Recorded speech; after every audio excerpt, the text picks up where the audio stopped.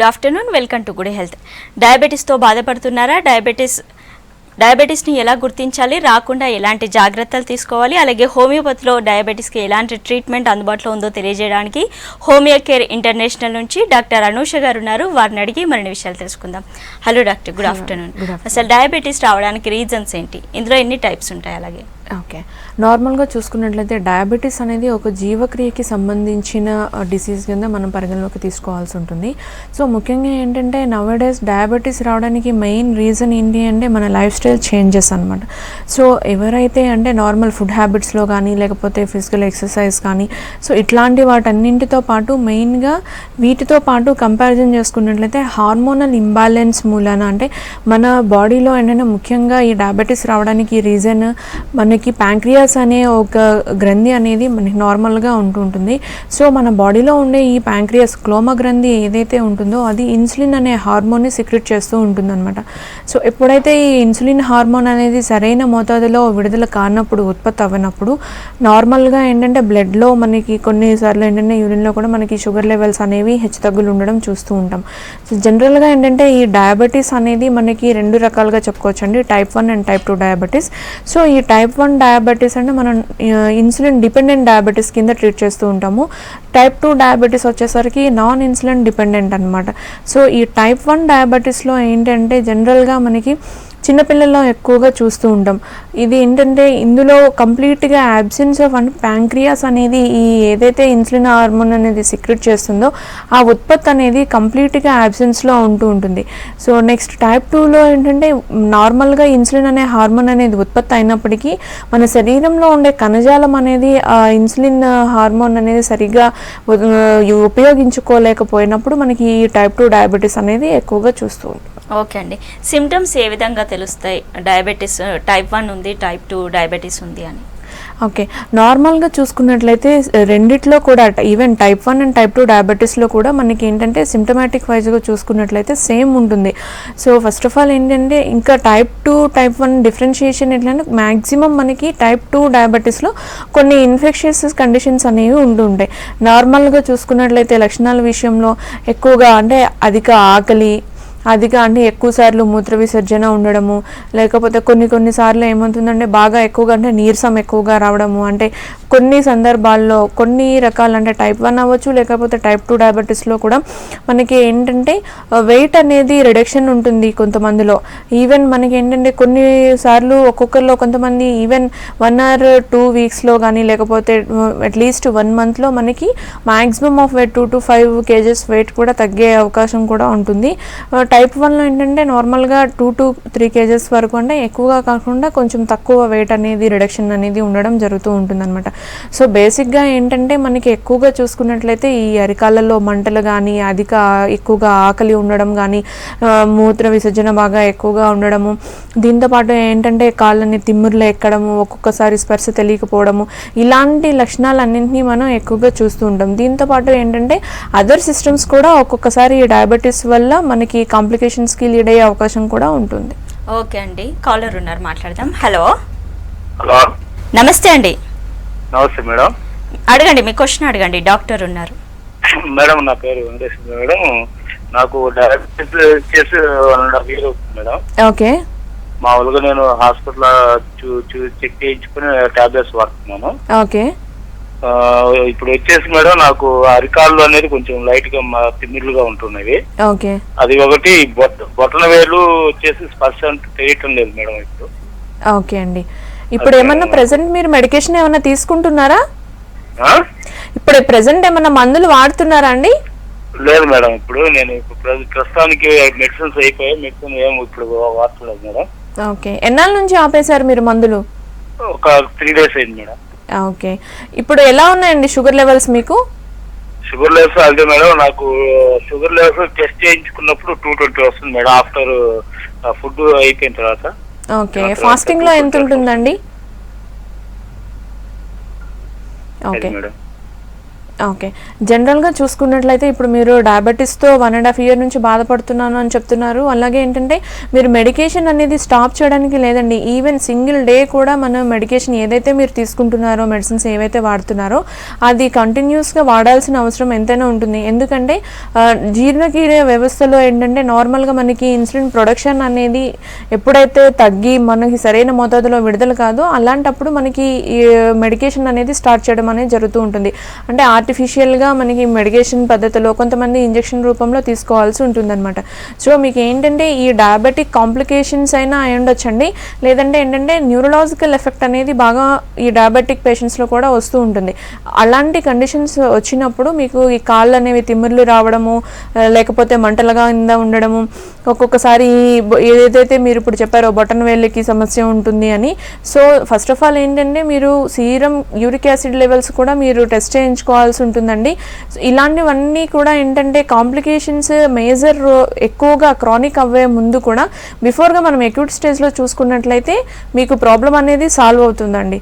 So డెఫినెట్గా మీరు ఏంటంటే నార్మల్గా ఇప్పుడు ఎఫ్బిఎస్, పోస్ట్ ప్రండియల్తో పాటు యూరిక్ యాసిడ్ లెవెల్స్ కూడా మీరు ఒకసారి ఇన్వెస్టిగేషన్స్ చేసుకుని దగ్గరలో ఉన్న హోమియోకేర్ బ్రాంచ్ని సంప్రదించినట్లయితే మీకు పరిష్కారం అనేది దొరుకుతుంది. ఓకే అండి, కాలర్ ఉన్నారు, మాట్లాడదాం. హలో హలో హలో అండి. స్వరూప గారు, మీ క్వశ్చన్ అడగండి. అవునండి. హలో డాక్టర్ గారు. చెప్పండి అమ్మా స్వరూప గారు. హలో చెప్పండి అమ్మా.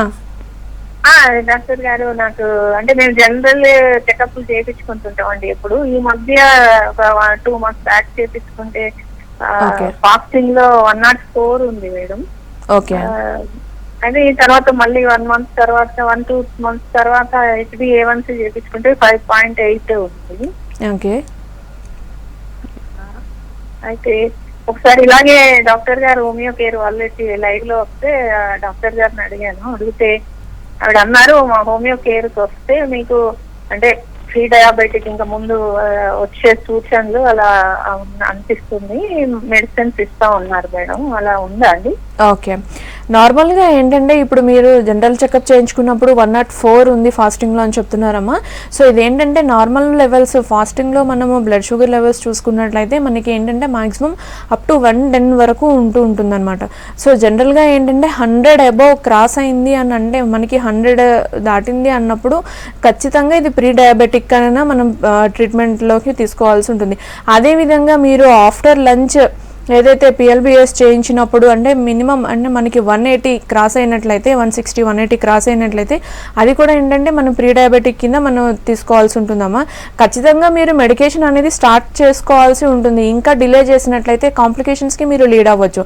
సో కంపల్సరీగా ఏంటంటే అక్యూట్ స్టేజ్ ఇప్పుడే స్టార్ట్ అయ్యింది, జనరల్గా ఫస్ట్ స్టార్టింగ్ స్టేజ్లో ఉంది కాబట్టి మీరు ఎటువంటి అంటే క్రానిక్ స్టేజ్లోకి వెళ్లకుండా కాంప్లికేషన్స్కి గురవ్వకుండా మీకు హోమియోలో చక్కని మెడిసిన్స్ ఉన్నాయి కాబట్టి దగ్గరలో ఉన్న హోమియోకేర్ బ్రాంచ్ని సంప్రదించండి అమ్మా. ఓకే అండి, ఇప్పుడు నాన్ ఇన్సులిన్ డిపెండెంట్ డయాబెటీస్ ఉన్న వాళ్ళకి ఇన్సులిన్ డిపెండెంట్ డయాబెటీస్ వచ్చే ఛాన్స్ ఉంది, అంటే దీని కింద కన్వర్ట్ అయ్యే ఛాన్స్ ఏమైనా ఉంటుందా? ఓకే. జనరల్గా ఏంటంటే మనం టైప్ 1 డయాబెటీస్ని మనం ఏంటంటే ఇన్సులిన్ డిపెండెంట్ డయాబెటీస్ కింద ట్రీట్ చేస్తూ ఉంటాము. దీనిలో ఏంటంటే మ్యాక్సిమం 10% వరకు మాత్రమే వచ్చే అవకాశం ఉంటుంది. అదే టైప్ 2 డయాబెటీస్ ఎవరైతే నాన్ ఇన్సులిన్ డిపెండెంట్ వాళ్ళు ఉంటారో మ్యాక్సిమం మోస్ట్లీ మనం 90% పీపుల్లో కూడా మనం చూసేది డయాబెటీస్ టైప్ 2 డయాబెటీస్ అనమాట. సో ఒక్కొక్కసారి ఏంటంటే మనకి చిన్నపిల్లల్లో ఎక్కువగా వచ్చేది టైప్ 1, అలాగే మనకి 40+ ఏజ్లో చూసేది టైప్ 2 డయాబెటీస్. జనరల్గా ఏంటంటే టైప్ 1 ఉన్న వాళ్ళకి టైప్ 2 వచ్చే అవకాశం కూడా ఉంటుందండి కంపల్సరీగా. ఎందుకంటే మన క్రానిక్ కండిషన్స్కి లీడ్ అయినప్పుడు ఇలాంటి సిచ్యువేషన్స్ని మనం ఎక్కువగా చూస్తూ ఉంటాం. ఓకే అండి, అంటే డయాబెటీస్లో ఎక్కువగా కాంప్లికేషన్స్ ఎక్కువ అంటారు కదా, అంటే కిడ్నీ ఫంక్షనింగ్ ఆగిపోవడం, లేకపోతే కళ్ళకి ఎఫెక్ట్ అవ్వడం, ఇవన్నీ కాంప్లికేషన్స్ ఎందుకు వస్తాయి? ఓకే. జనరల్గా చూసుకున్నట్లయితే మనకి ఈ డయాబెటీస్తో కాంప్లికేషన్స్ ఉన్నాయని ఇంతకుముందు మనం చెప్పుకున్నాం. సో ఎట్లాంటి కాంప్లికేషన్స్ ఉన్నాయంటే ఈవెన్ ఫస్ట్ ఆఫ్ ఆల్ మనకి ఏంటంటే క్రానిక్ స్టేజ్లోకి ఎప్పుడైతే మనం లీడ్ అవుతుందో డయాబెటీస్ కండిషన్ అనేది కంపల్సరీగా కాంప్లికేషన్స్ అనేవి మనం చూస్తుంటాం. ఫస్ట్ ఎక్కువగా మనకి ఆర్థరైటిస్ అంటే ఈ కీళ్ళ నొప్పులు కూడా వచ్చే అవకాశం ఉంటుంది. అంటే డయాబెటిక్స్ ఉన్న వాళ్ళతో పాటు ఏంటంటే ఈ ఆర్థరైటిస్ లేకపోతే ఏదైనా ఆటో ఇమ్యూన్ డిసీజెస్ కానీ వచ్చే అవకాశం అనేది ఉంటుంది. రొమటాయిడ్ ఆర్థరైటిస్ కానీ, SLE కానీ, లేకపోతే ఇంకా యాంక్లోజింగ్ స్పాండిలోసిస్ కానీ, ఇట్లాంటి కండిషన్ అన్నింటినీ కూడా మనం ఆటో ఇమ్యూన్ డిజార్డర్స్ అని చెప్తూ ఉంటాము. సో ఇట్లాంటి కాంప్లికేషన్స్ వచ్చే అవకాశం ఉంటుంది. దాంతోపాటు ఏంటంటే కొన్నిసార్లు మనకి ఈ దీర్ఘకాలిక సమస్య కింద మారినప్పుడు ఐస్ కానీ, కళ్ళకి కానీ, లేకపోతే మన న్యూరల్ అంటే నర్వ్స్ పైన ఎఫెక్ట్ కానీ, లేకపోతే కిడ్నీ ఫంక్షనింగ్ ఎఫెక్ట్లో కానీ, సో ఇట్లాంటి దాని మీద ఇంకా ఎక్కువగా చూసుకున్నట్లయితే మనకి ఈవెన్ హార్ట్ మీద కూడా మనకి ఈ కాంప్లికేషన్స్ ఎక్కువగా ఉంటాయి. సో ఇట్లాంటి వాటిని డయాబెటిక్ న్యూరోపతి అని, నెఫ్రోపతి అని, లేకపోతే డయాబెటిక్ రెటినోపతి అని, ఒక్కొక్కసారి ఏంటంటే కాళ్ళకి అల్సర్ అంటే పుండు పడ్డం లాంటిది కూడా చూస్తుంటాం. దీన్ని డయాబెటిక్ ఫుట్ అని, ఇలాంటి కాంప్లికేషన్స్ చాలా ఎక్కువగా ఉంటాయండి. ఓకే అండి, సిద్దిపేట నుండి కాలర్ ఉన్నారు. హలో హలో నరసింహ గారు, మీ క్వశ్చన్ అడగండి. నమస్తే మేడం. నమస్తే అండి, చెప్పండి నరసింహ గారు. అదే మేడం, అయితే నాకు ఆయుర్వేదం చెకప్ లా నాకు వాతం అని చెప్పారు.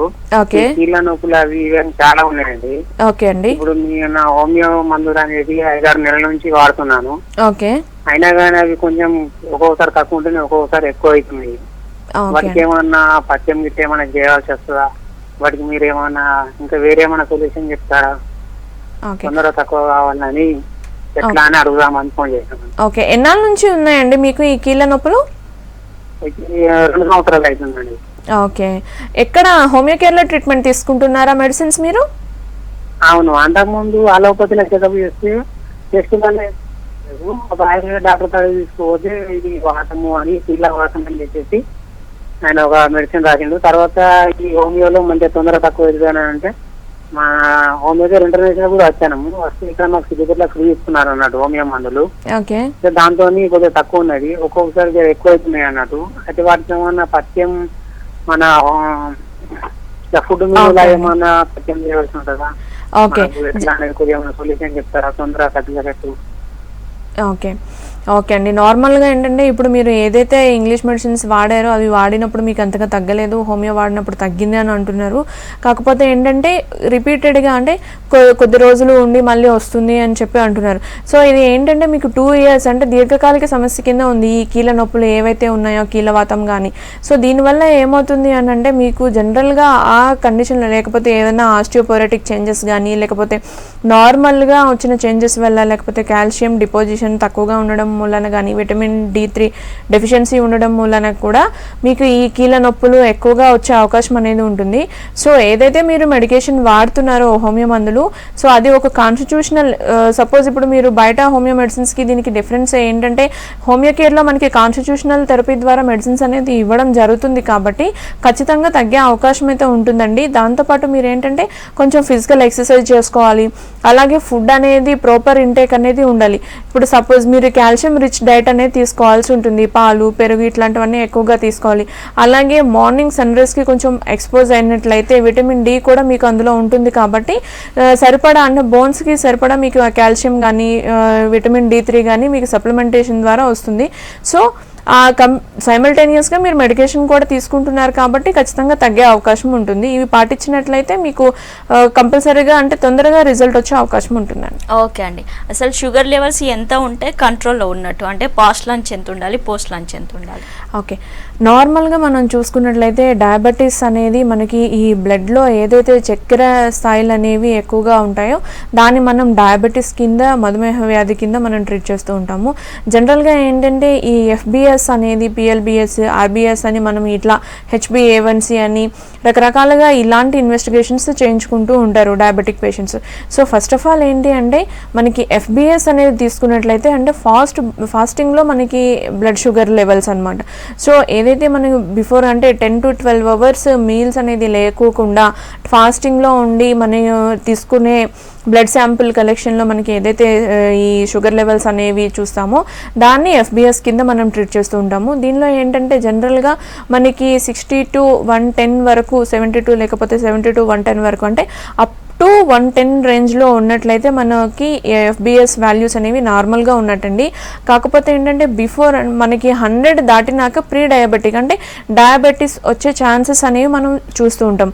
అలాగే పోస్ట్ లంచ్లో అంటే మనం తిన్న తర్వాత 1 or 2 hours తర్వాత అట్లీస్ట్ 2 hours తర్వాత మనం షుగర్ లెవెల్స్ అనేవి ఇన్వెస్టిగేషన్స్కి పంపించినట్లయితే దాన్ని పోస్ట్ లంచ్ షుగర్ లెవెల్స్ టెస్టింగ్కి పంపించడం అని చెప్తూ ఉంటాము. దీనిలో ఏంటంటే 160 to 180 వరకు ఉండొచ్చండి. సో గ్రాడ్యువల్గా ఏంటంటే అప్ టు 200కి మనకి క్రాస్ అయింది, 180 దాటింది అని అంటే మనకి డయాబెటిక్ ఉంది, పోస్ట్ లంచ్లో కూడా డయాబెటిక్ ఉంది అని చెప్తూ ఉంటాము. అలాగే ఆర్బిఎస్ అంటే ఎటువంటి, ఇప్పుడు సపోజ్ మనకి ఫుడ్తో ఎటువంటి సంబంధం లేకుండా, అంటే ఇంతకుముందు చెప్పుకున్నట్టు ఫాస్టింగ్ కానీ లేకపోతే తిన్న తర్వాత ఒక 2 hours మీల్ తర్వాత కానీ అట్లా కాకుండా ఎప్పుడైనా సరే డేలో ఎప్పుడైనా సరే మనం తీసుకునే శాంపిల్స్ని మనం ఆర్బిఎస్ కింద చూసంటే ర్యాండమ్గా తీసుకుంటాం అనమాట. అందుకు మనం ఆర్బిఎస్ అంటే random blood sugar levels. So ఈ విధంగా మనం తీసుకున్నట్లయితే నార్మల్గా ఏంటంటే దీనిలో ఏంటంటే 200 అబోవ్ కూడా మనకి ఉంటుంటుంది. సో మ్యాక్సిమం ఇది 300-400 లెవెల్స్కి బాగా ఎక్కువగా వెళ్ళినట్లయితే మనం ఏంటంటే దీన్ని డయాబెటీస్ కింద ట్రీట్ చేస్తూ ఉంటాం. జనరల్గా ఏంటంటే ఈ 3 కండిషన్స్ కాకుండా, అంటే ప్రీవియస్గా ఇప్పుడు సపోజ్ ఇప్పుడు ఎఫ్బిఎస్ కానీ పిఎల్బిఎస్ కానీ నార్మల్ రేంజ్లో ఉండొచ్చు, కానీ మనకి కొన్ని సిమ్టమ్స్ అనేవి పేషెంట్స్ చెప్తూ ఉంటారు.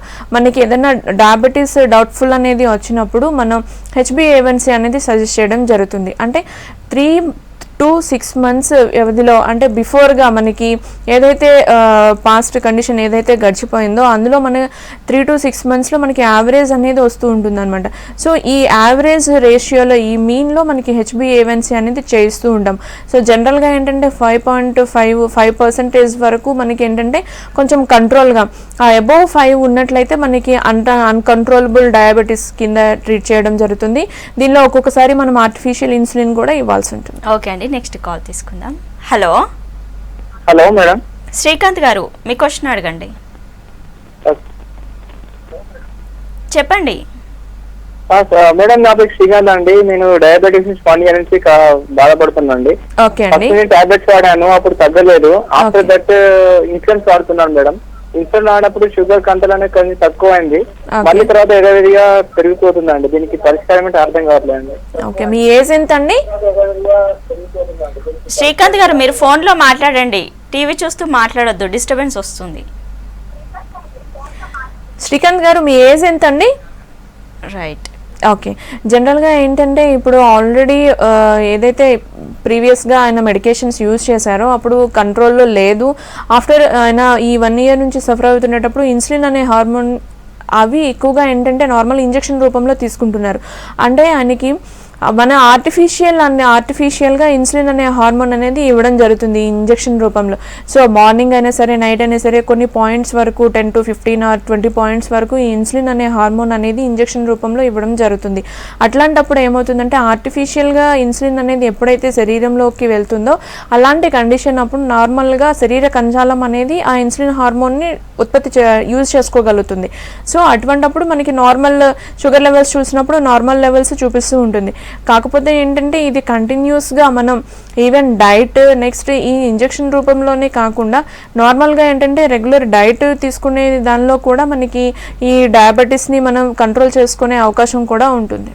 ఓకే అండి, అంటే జనరల్గా అసలు షుగర్ ఉన్న వాళ్ళు ఎన్ని డేస్కి ఒకసారి చెకప్ చేయించుకుంటూ ఉండాలి? ఓకే, నార్మల్గా చూసుకున్నట్లయితే ఎక్కువగా కంటిన్యూస్గా అంటే కొంతమందికి నార్మల్ రేంజ్లో ఉంటుంది, కొంతమందికి అబోవ్ నార్మల్, అంటే fasting blood sugar up to 110 వరకు ఉండొచ్చు అని చెప్పుకున్నాం ఇంతకుముందు. కానీ కొంతమందిలో ఏంటంటే 300-400 కూడా ఫాస్టింగ్ లెవెల్స్లో ఉంటుంటుంది.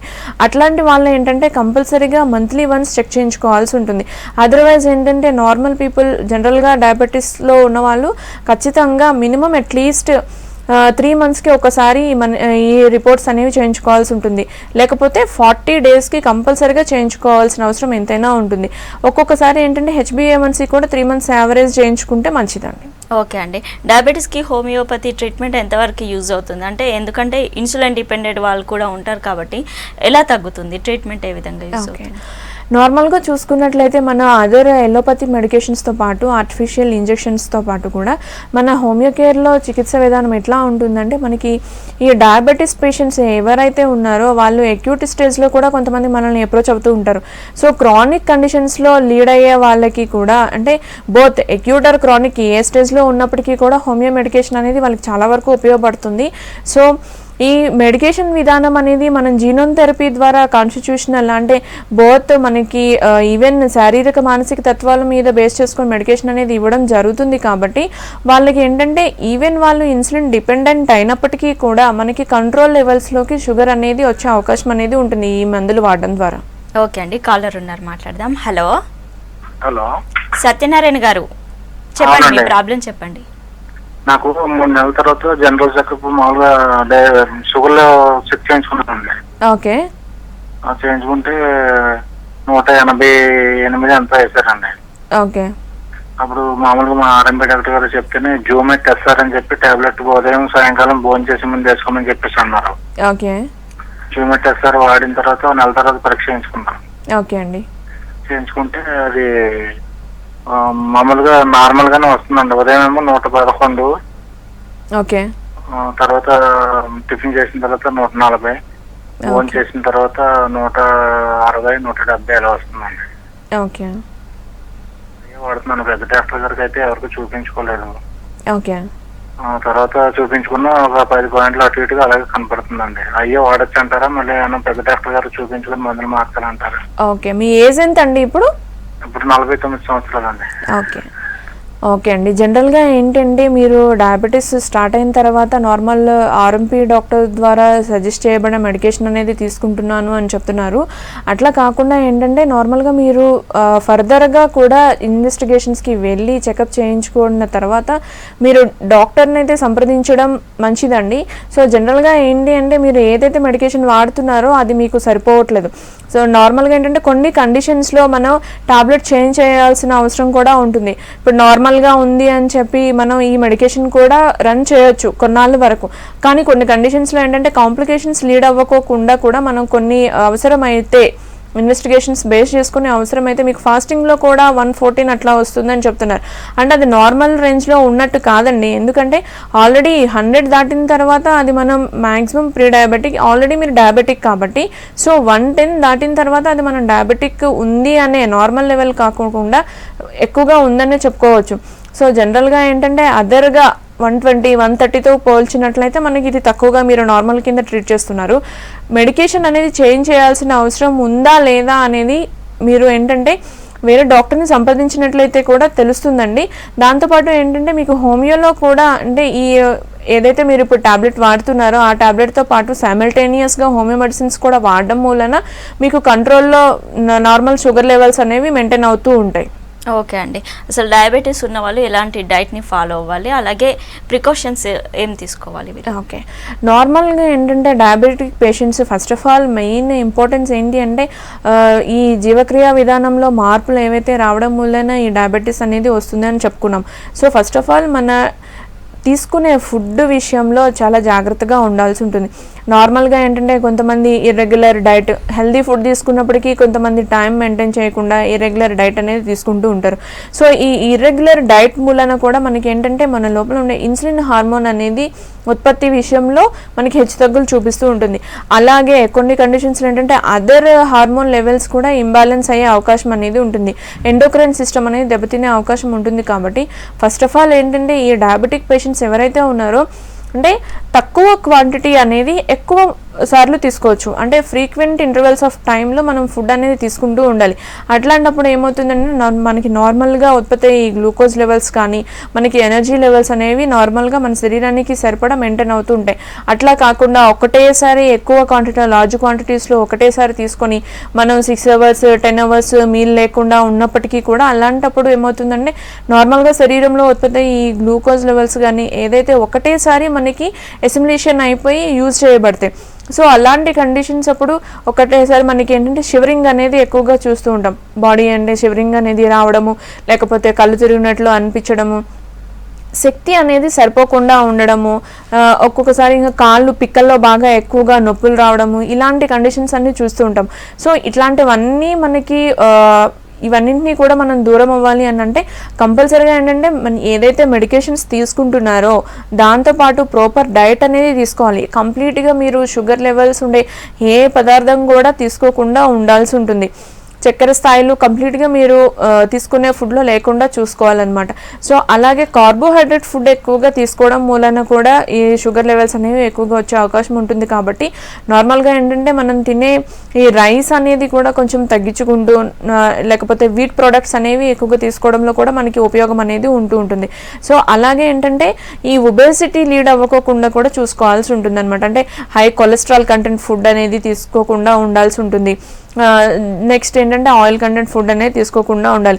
ఎందుకంటే కంపల్సరీగా మనం ఇంతకుముందు చెప్పుకున్నట్టు కాంప్లికేషన్స్లో ఈ డయాబెటీస్ ఉన్న వాళ్ళలో కొలెస్ట్రాల్ లెవెల్స్ కూడా పెరిగే అవకాశం అనేది ఉంటుంది. కాబట్టి సో మనం కొలెస్ట్రాల్ బాడీలో నార్మల్ కొలెస్ట్రాల్ లెవెల్స్ని మెయింటైన్ చేయాల్సిన అవసరం ఎంతైనా ఉంది. కాబట్టి కొలెస్ట్రాల్ లేకుండా డైట్ అనేది తీసుకోవడం కూడా చాలా అవసరం. ఓకే అండి, కొన్ని ప్రికాషన్స్ తీసుకోవడం వల్ల షుగర్ లెవెల్స్ని కంట్రోల్లో ఉంచుకోవచ్చు అంటున్నారు. అలాగే హోమియోపతి ట్రీట్మెంట్ హోమియో కేర్లో బెస్ట్ ఇస్తుంది అని చెప్తున్నారు. థ్యాంక్ యూ సో మచ్ అండి. ఇది ఇవాళ good health. Keep watching V6 news.